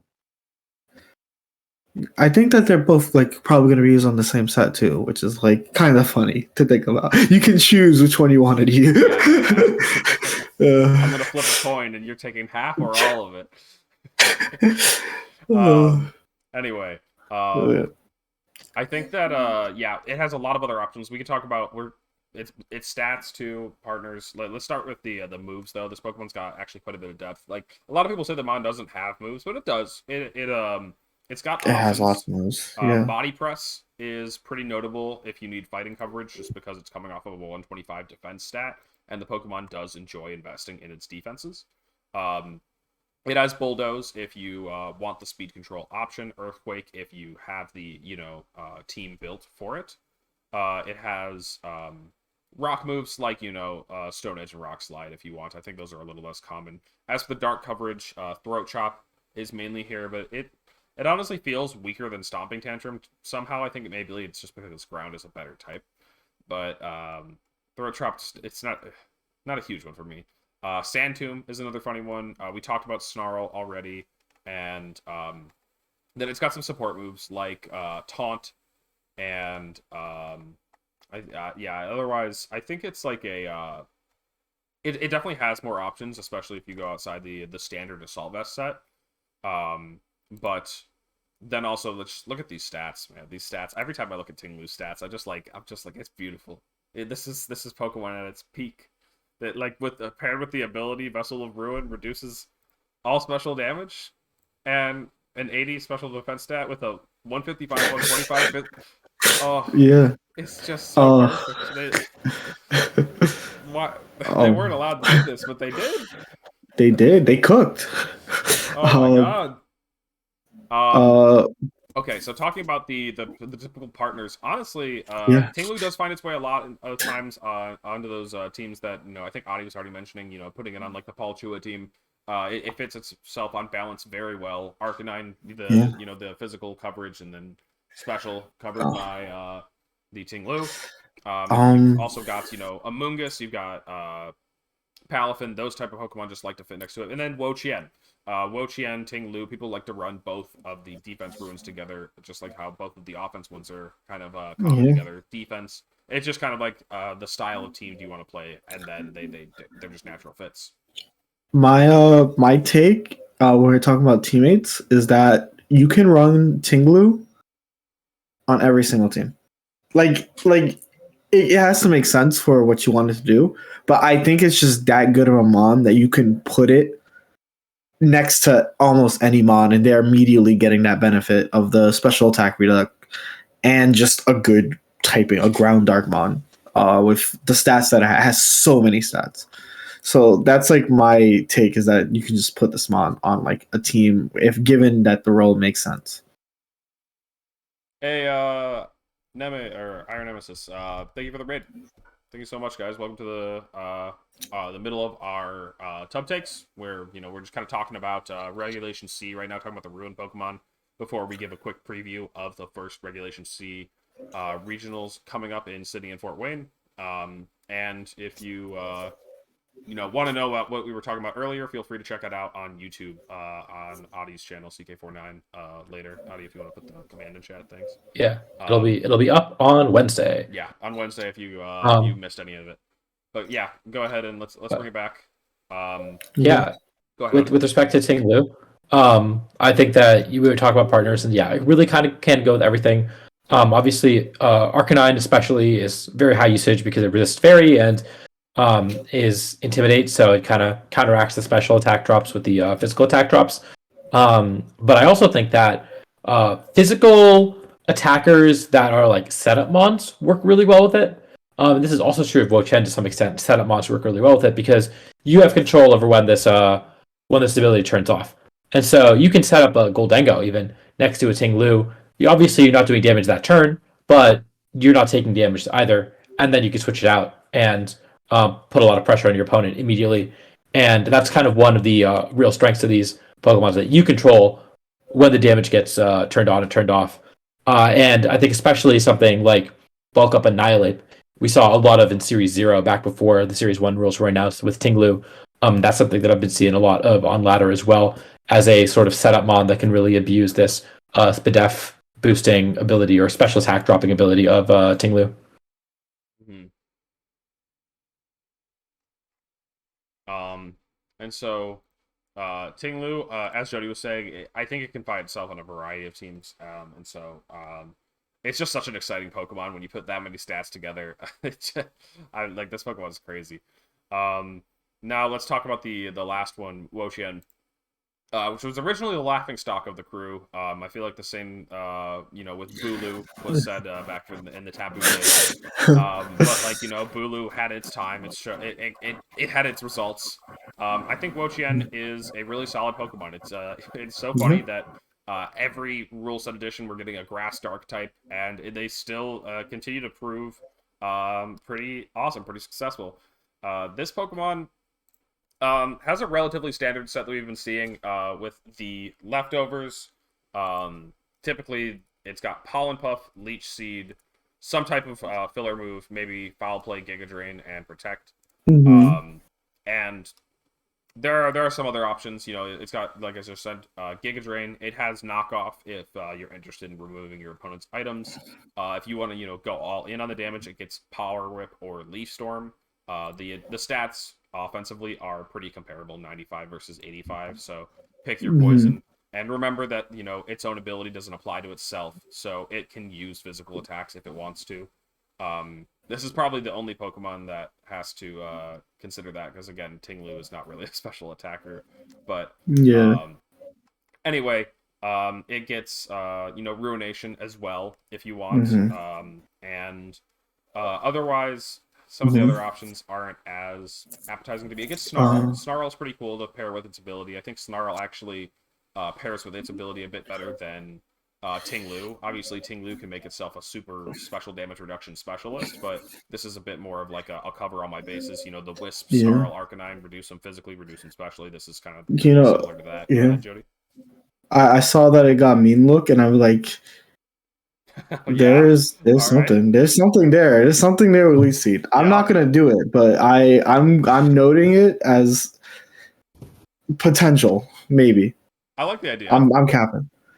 But yeah, or maybe the other mon can do that. But yeah, I think actually Abe asked the question earlier. That like what made people realize like Wo-Chien isn't buns. Now that we're on Wo-Chien, the development of the metagame, especially the defensive mons, as each series has gone through, like it pairs well with all like the Glamora Mortal Spin stuff.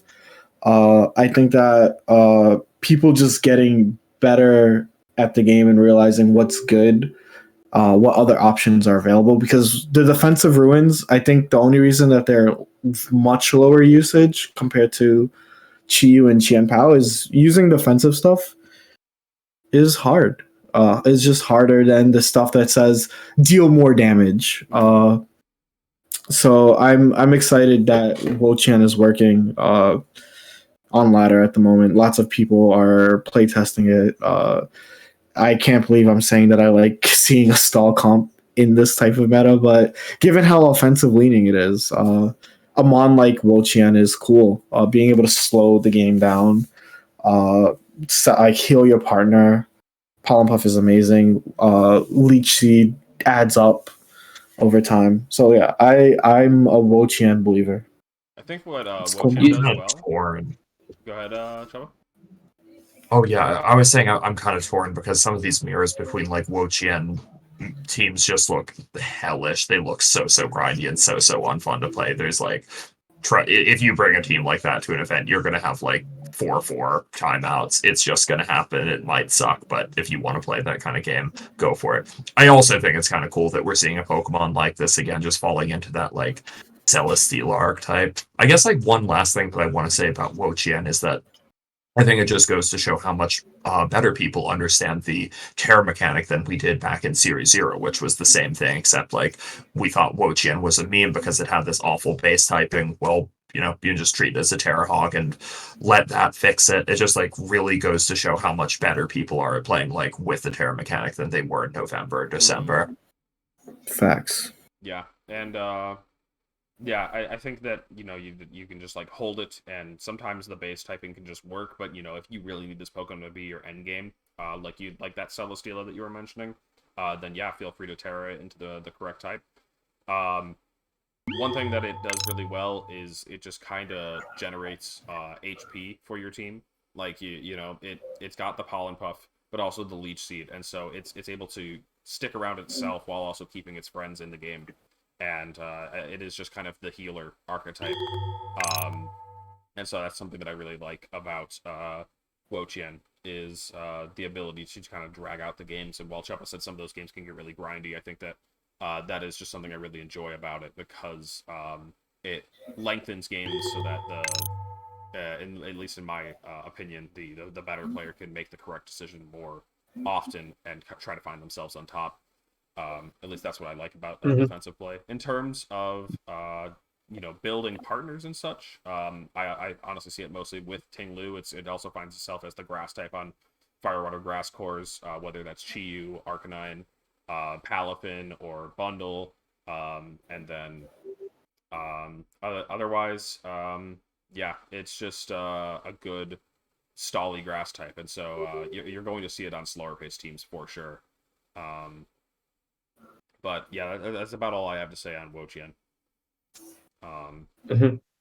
I see it with like Glamora as another Pokemon where again you're not doing really much damage, but it is a ground resist, which is really nice. And it you set up Toxic Spikes, you set up Leaf Seed, you never do any damage, but you never have to.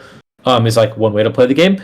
Yep. I one thing I will say is that obviously we don't have a ladder yet. You can't test this on cartridge, but and on Pokemon Showdown we don't have an in-game timer.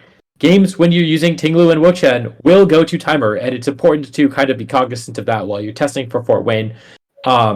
It's really hard to do, but having an idea of like, oh, okay, it's around turn 20, the game probably goes to time right around now. Am I winning or am I losing? Even if you have that inevitability, is something that you have to consider when you are looking at using Wochen and Tinglu, but especially Wochen on a team. Especially Wochen, because Fissure missing is very fast for the timer. It's one way or the other. Either you're dead or you're not. Let's find out now. Jeudy, remember that ladder session with Donald? You're gonna set up on me? You got a 70% chance, bozo. Oh, that's an iconic quote. That was so good. Oh man, Fissure does get to do that though. Sometimes you're just like, you know what? Yeah, no, you got me. I mean, let's see if this hits. Let's just find out. You want to find out? Let's check. That's how I support the use of it. You have no answer. Create it. So with that said, yeah, I'm excited for Regulation C, at least at the very beginning. I think that first tournaments of a format are always fun. Maybe this format will suck. I've seen a lot of people already crying about it. I was crying about it at the beginning, and then I liked it, then I hated it again. And now I currently am okay with it. So I've gone through all of it with this format, and it isn't even the legal rule set yet. So yeah. We'll see how it is with 2 internets, potentially worlds, several regionals. Yeah. A lot to be played on Regulation C. We've got access to everything in the game now, besides the legendaries and all the little starter Pokemon that aren't legal. That's not true. Yeah, where's my Charizard? Okay, yeah, I want my Charizard. I covered the bases. You just didn't let me finish the sentence. Okay. I can't play VGC without Charizard. It's not VGC. Well, you can wait until the DLC releases its broken form, and then it'll be fine. I don't want to give Nails and Sempra access to Charizard. Like, they already get Chi-Yu now. Giving them Charizard 2 just seems like a mistake. No, give us Charizard. I have to wear the disguise mustache. Yes, I want this. Yeah. No. The one thing that's been enjoyable, is you, Alex. When you fluctuate. Whenever you're this format sucks, you post a replay, and it's like a 2-turn game. That's so true, though. That is when I'm at my worst. Is oh yeah, we made one decision here, and the game was determined. You know what? This format is this is ass. And then I find a game where I play a nice 19-turn game, and I'm like, oh, maybe there's hope. Maybe there's hope. Yeah. Okay. So let's. Oh wait! I forgot to move before the Smart Bunny. Okay. I'm not gonna put him on screen. We're just gonna say him out loud. So wait, should we talk about?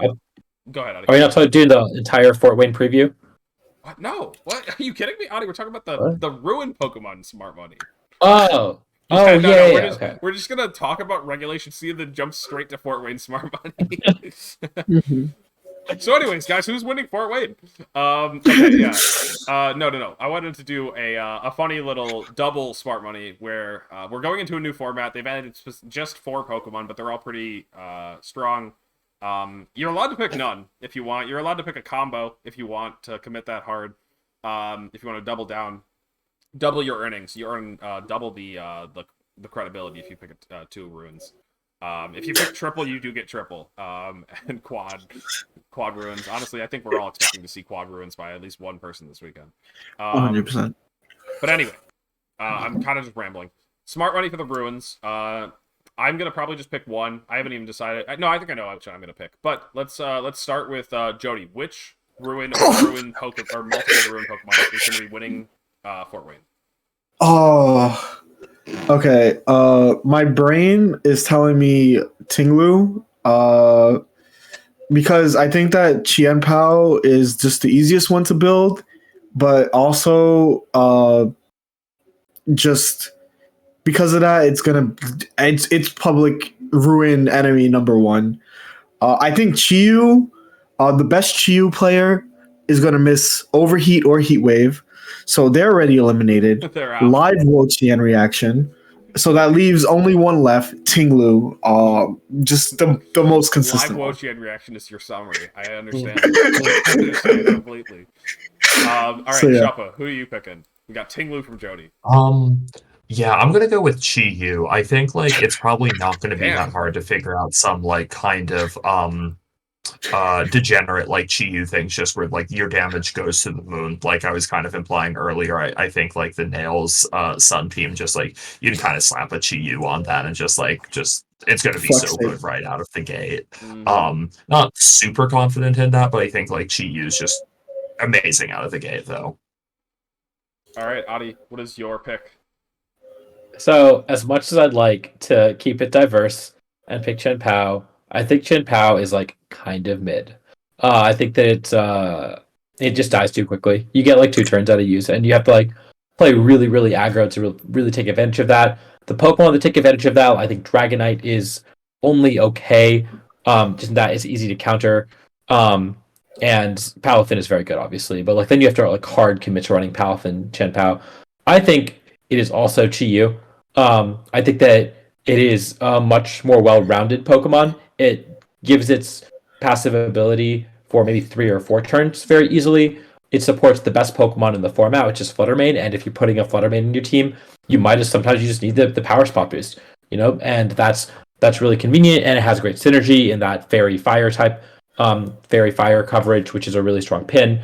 I think that combo is just the best thing you can be doing day one of the format.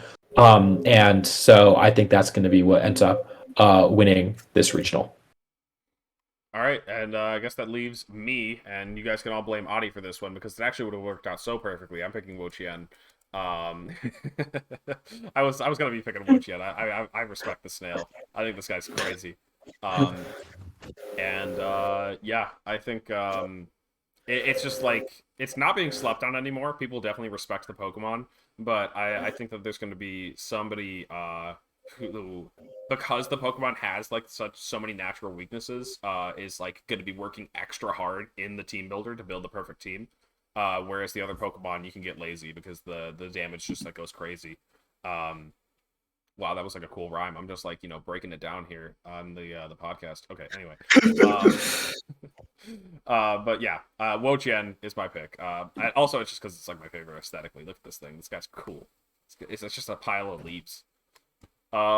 Okay, so we've got 2 regionals this weekend. The first one is actually going to be Sydney, and so I actually went and double checked this because I was like, could this be a factor?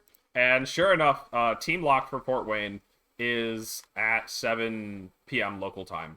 No, not 7 p.m. 7:30. Yeah, here we go.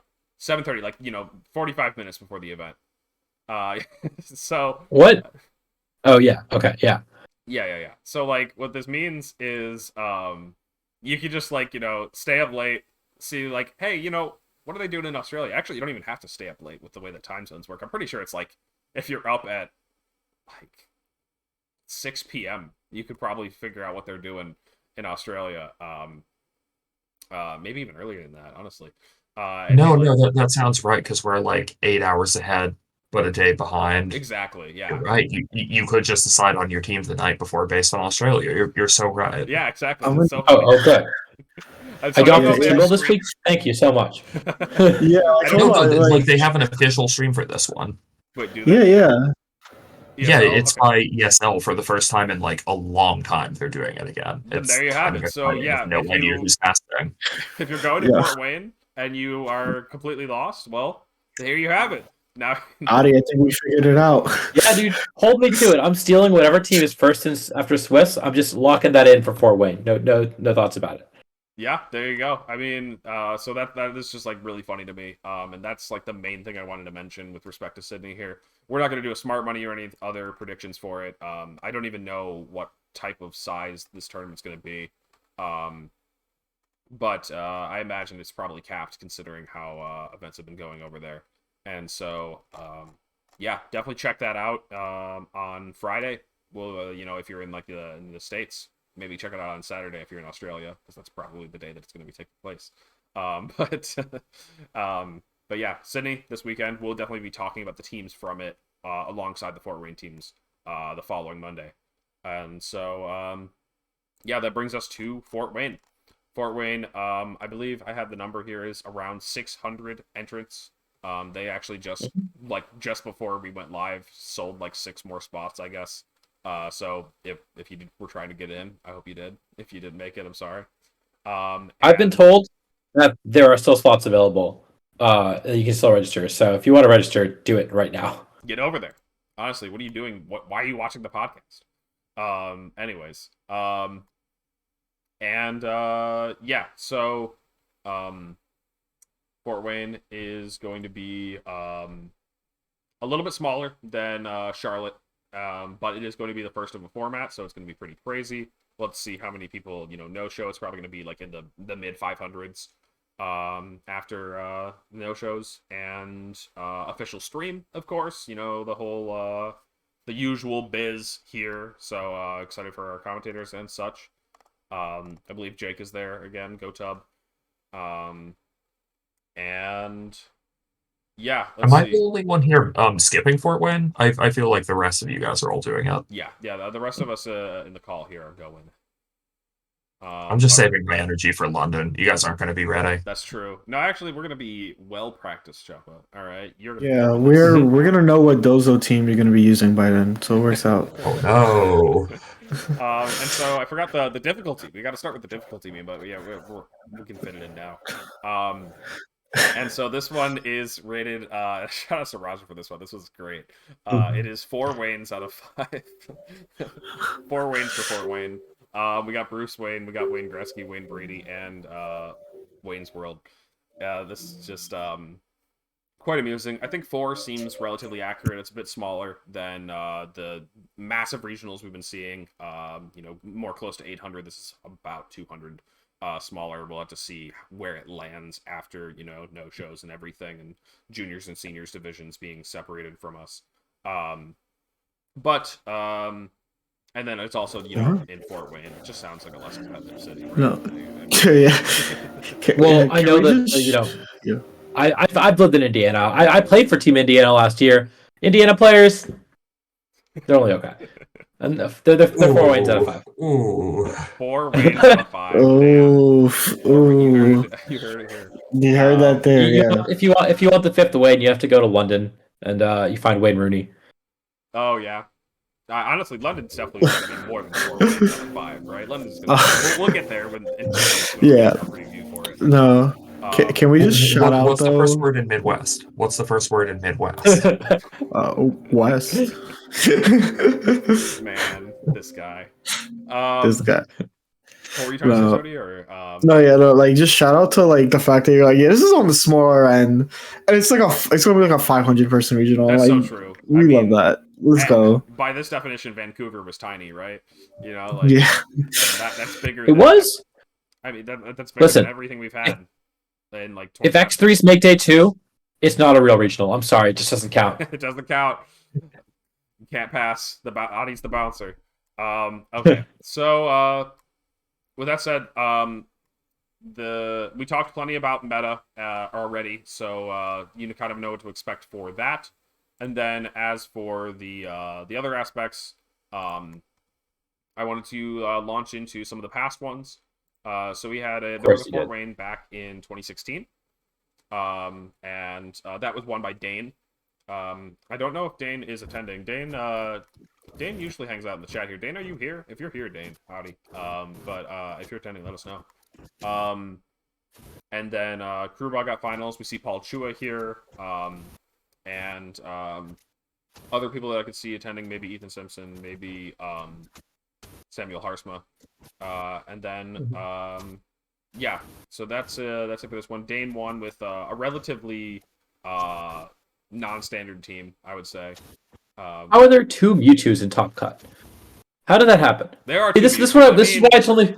This is why it's only four Waynes out of 5. It's You're the not supposed You to Midwest. can't look have 2 at Mewtwo's Sam. in cut. You're not supposed to look at Sam Harsman's team, Samuel Harsman. Just those teams. There's a lot. There's a lot to look at. I'm looking at this again, and I'm so confused why Jeudy used Mewtwo at this, because a couple weeks before this, he beat me in finals of Philadelphia with just like the Aaron Trailer Worlds team, Big BC, and he seemed really good with it. If you win regionals like at the start of the month, why later in the month are you using Mewtwo? I'm just like so impressed with that. Oh, we got Paul here. Paul, are you doing Fort Wayne? I'm curious. It's like 3 times to him at the event, and I'm 99% sure the answer was no.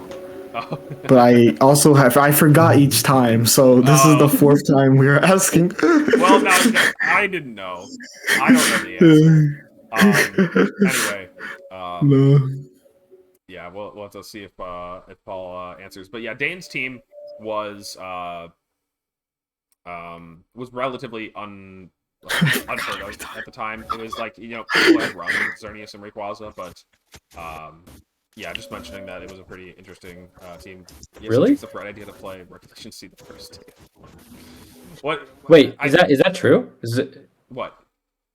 that X-ray was not a thing until November of 2016? No, it wasn't. It was a thing. It was No, just like, it's all play in the middle of the format, but I think by fall, like, it didn't do amazing at Worlds. It did okay. like no, I I'm think saying it people was a probably thing. thought it was mid for a lot of the fall, and then Dane just brought it back, I guess. Mm-hmm. It was like he just had this special variety of it with like a lot of cool text and sets. But talking about old formats is gonna alienate all of our viewers, and we're gonna just start going down fast. So, but yeah, man, there hasn't been a Fort Wayne since 2017. There hasn't, and so the current person holding the belt, trying to defend the title, the reigning champ of Fort Wayne. Yeah, it's been a minute. Yeah, I don't really know what to say. The stupid hard trick room team. I won over Abe. Love Abe. Abe was a great friend. With also some crazy heat. We see J-Rod in top 4 with Eevee. We see Juan Kim running just Sun Dude, run it back. Lilicol, honestly. Yeah. Oh man, there's Jake, who's going to be commentating this event. Top cut it the last time it was held. And Alberto is in here too, another player that you can expect a strong finish if he's attending. And I think he said he's attending most everything, so I would not be surprised. He is attending, yes. Yeah, he's attending. K-Swas is also attending. I'm rooming with him. Oh, nice. Yeah. Kevin's great. And so, yeah, we've got a number of these players will be in attendance, and including, yours truly. Oh my god. I'm most stacked top 1. The most stacked top 1. It's gotta be. Abe isn't going, is he?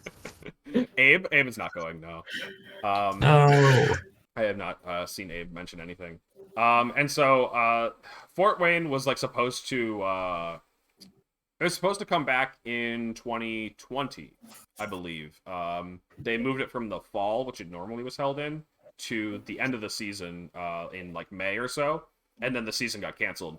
And so then Fort Wayne, I remember tweeting like, "I am once again your forever Fort Wayne regional champion," because I was just gone again. And then we came back in 2022, and there was no Fort Wayne regional, but Indianapolis. Indy, very much the same area. Indy is normally the home of our nationals here in our internets here in NA, but holding it a regional, it was a little bit different this year. And so it's important to mention that this is basically like the Fort Wayne regional of 2022, and that was won by Pengy, Stefan Mott, over J-Rod in the finals. We were talking about J-Rod earlier. There's me again. Hi, me. Over in top 4 with Austin Acosta. What is Austin's username again? Rollercoaster. Okay, yeah. I've been seeing Austin playing events this season. Would not be surprised to see Austin at this event. He is not going to this event. He's an Austin local, so he's a good friend of mine. He's gotten top 128 at all 4 regionals he's attended. So keeping the streak up. Got it. Including Charlotte. I know that Carson is going. Carson is going to be traveling down with me, so I got that guy coming. And then man, Paul Ruiz. I forgot Paul Ruiz was there. I don't know if Paul's going to this one again. Can't imagine he is. Right. And then a lot of other names. Kevin Swastik again. We've got Cortex. We've got down here is here's Adi. We got like there's too many names. Well, this has top 64. I'm not looking at all these. I'm just gonna look it down to 17th and stop there. It was top 16 cut, and I bubbled because Alex beat me. Alex and Ding hacks me out. But yeah, I'm still salty about that event too. One of us would have won that event if I'd cut. Me and Adi played in the mirror. It was pretty silly. Was it a 2 or 3 game set? I can't remember. It was a 2. You botted me. We had different approaches. I remember Adi telling me, he's like, I thought my approach was good, and I was like, I thought mine was better. Clearly it was, but also you hit your hypnosis. Well, yeah, I did hit my hypnosis because I gave myself. We're gonna play in the Ting Lu mirror, and you're gonna hit your fissure, and I'm gonna be very sad. I'm gonna be popping off. Okay. And plenty of other top names in here. I believe Colin is gonna be in attendance. Joe probably gonna be there. And so with that said, let's go ahead and go for our smart monies. We're gonna leave this one on screen while I do that. We usually start with the guests first, and so Jeudy, if you wanted to kick us off with who you think is smart money for Fort Wayne. No, okay. You want to go to Chuppa first? Chuppa, you got one ready? Yeah, I do. All right, Chuppa. Jeudy, think about it, and Chuppa, what do you got? Head thoughts. I'm going to give it to Aaron Trailer. I think he's really good with early formats, and even if I don't know exactly what he's been cooking, just from the way he talks about Series C, I believe he is cooking. I believe he's going to come up with some heat, and it's also I don't know. I'm just thinking back to him getting second at what was that event at the very start of 2022, the first regional that we had back that Chongjin won. He beat Aaron in finals. Salt Lake City. The teams that Aaron is going to be ready to come in with. Okay. Yeah. On the same of people who cook really good stuff early. My smart money is actually on Nick Navarre Nails. I think that they've been consistent this whole year. They're able to cook something up very quickly, in the case of Lily Cole, kick up something that's going to be really good into a meta. They've been playing it a lot. If there's someone I expect to strike gold early, it would be Nick. Man, I forgot that tweet. That's a great tweet from now. Just because specifically Jeudy replies to it. Anyway. Let's throw it to Adi then. We've got Trailer and Nails so far. Adi, all right. Who are you picking? I got another tubber. I got the defending champion. He keeps popping off in Indiana. It's Alex Underhill. I think he's got something cooking. I certainly don't have the inside info. I'm so sorry. I think I'm gonna steal his team. And he's gonna beat me because he hits a fissure or something. And then he's gonna win the regional. No doubt in my mind. Alex Underhill is winning Fort Wayne regionals back to back. Back to back. Man, you know what's crazy is we've come this far, and I remembered. I was like, all right, I'm ready. I got Wo Chien is my ruined smart money. I didn't come up with the smart money for the other. And I'm here Jeudy, save yourself for last. I'm like, Jeudy, you need more time? Oh, that's fine, man. Just get thinking. I'm just what am I doing? I'm spending too much time talking to y'all. Honestly, I'm gonna pick another tubber who's been doing well at events recently, has done well at this event in the past. And that is Carson. I don't know if we've done Carson as a smart money before, but Carson puts a lot of work into the game. Don't ask to see his mobile showdown and screen time. That guy is dedicated. And Carson, I build a bit with Carson, and I know that he doesn't like to bring something that he doesn't think is unfair and strong, and he's going to be more familiar with his team than anybody else at the event because he played 800 games on the ladder, and I think that there's a strength to that, and so I think that I'm down to see. I'm excited to see a deep run from Carson. And yeah, so that's gonna be it. I've got Carson. Adi's got me. Jody's got Nails, and Chuppa's got Trailer. So some solid picks. Actually, really quick.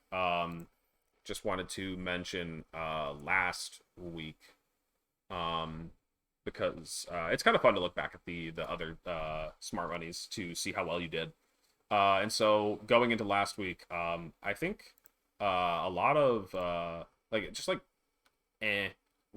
so I had Ashton. I don't remember how well Ashton did at Charlotte. Does anybody know? I don't even know if Ashton made day 2. I think it was just like X3. Yeah. Not Adi, you had that Marcus sounds bad. Dion. I did have Marcus. He lost his winning in to Jeremy. Oh, okay. So did he finish like? He got the pair down. He got the pair down and lost the winning in to the X3. That was so sad. Yeah, it was rough. Where does he finish though? Like top 64, I guess. Wait, no, top 1. Wait, oh, you're winning. You're talking about winning in for day 2. For day 2, yes. Oh, yeah, sorry. like it was 6-2 finished versus off with 5-3, and Jeremy Gross won. Okay, so then we had Nails picked Z. Z made it pretty deep. Z got 20th. One place below me. 20th. 20th. Okay, yeah, I was like, I'm completely missing this. Yeah, 20th. Okay. And then lastly, Sempra picked Paul Chua. So Sempra coming onto the show as the guest and winning the smart money. Shout out to Sempra. Paul making it to top 4. Pretty solid one. We'll have to come back to this next week to see who wins this episode. I wanted to say of Smart Money. This episode of Smart Money. But just gotta remember, if Alex wins, I win. That's how it goes. That's true, honestly. And if I'm winning, it means Adi's winning because he's gonna be trying to use my team or something. We'll see if I let him. Stay tuned for this weekend. Wait, no, he doesn't need my team. He's got Sydney. Dude. They've got him covered down on. Those guys will take good care of you. Yeah, if you guys in the chat want to mention your smart monies, feel free to mention them now. Because we've got the chat on. I remember I mentioned this last week, and Adi didn't have the chat on screen, but I've got the chat here on screen. So if you mention it and it appears on the screen here, you can point back next time and be like, yeah, check the VOD. I said this person was gonna win, and they did. So yeah, feel free to mention your smart monies. One person's picking Joe. Good pick, especially if Joe's going. He's obviously putting a lot into the game right now. Yeah, I think that's gonna be it for the show. I don't think there's anything else for us to mention. I don't know if there's any questions we missed. Hopefully, we responded enough to what you guys were asking. This is gonna be on YouTube in 2 days. So if you got in here late and didn't catch the beginning, it's on Adi's YouTube channel, CK49. All right, I'm gonna do it this time. ! YT. Done. Yes, or YouTube. YouTube also works. Okay, you could also do it type it out. YouTube. And so yeah, if you want to check out the VOD, yeah, and you can check that out on your commute to Fort Wayne if you want. Anyway, that's gonna be it for this time. And yeah, upload it on Wednesday. If you have any feedback, feel free to mention it over there in the YouTube comments. Make the algorithm go crazy. And we're gonna figure out who we're going to raid, I guess.